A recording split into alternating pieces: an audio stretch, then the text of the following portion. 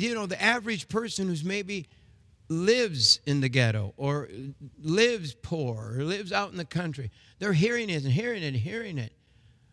They need somebody to give them some sense. There's very little of them.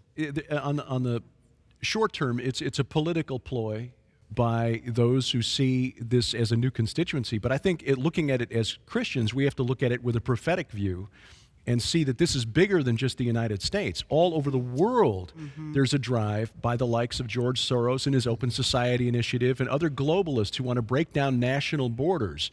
That's why there's such a resistance to the UK leaving the European Union. Why there was such resistance to Donald Trump getting America out of the Trans-Pacific Partnership and the TTIP, which is the Atlantic version of it. And now NAFTA is on the table, the North American Free Trade Agreement, because the globalists want to take us back to Babel, back to that original one world government that God put a stop to back in the days of Nimrod. Yeah. That's what the globalists want. They're trying to take us back to Babel. Yeah. Yes. Did you know that the World Bank dictates to countries how to run their ports?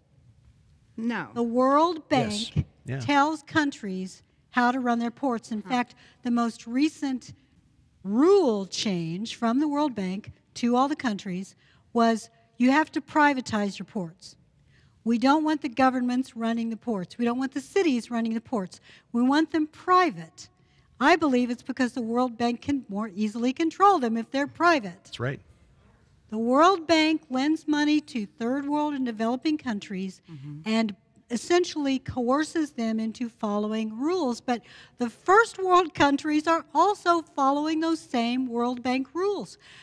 Ports mean commerce. Yes.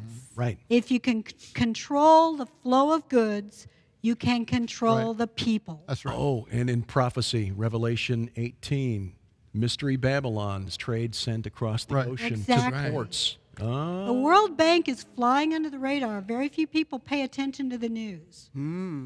Start noticing what the World Bank is doing.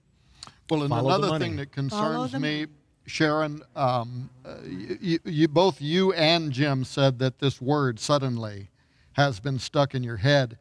And privatizing the ports could have ramifications as to what is coming on those ships and being brought into the U.S. Yes. And with your background in molecular biology, it concerns me that some of this prophecy could also be fulfilled through bioterrorism. And the other aspect of this is something that we were watching 10 years ago when I was hosting the talk show up in Columbia, Missouri, the inland ports, the idea that... Exactly. It's more than just the coasts. Yes. There's an inland port in Kansas City. There's one. They were setting one up in Decatur, Illinois. That was all part of NAFTA. Right.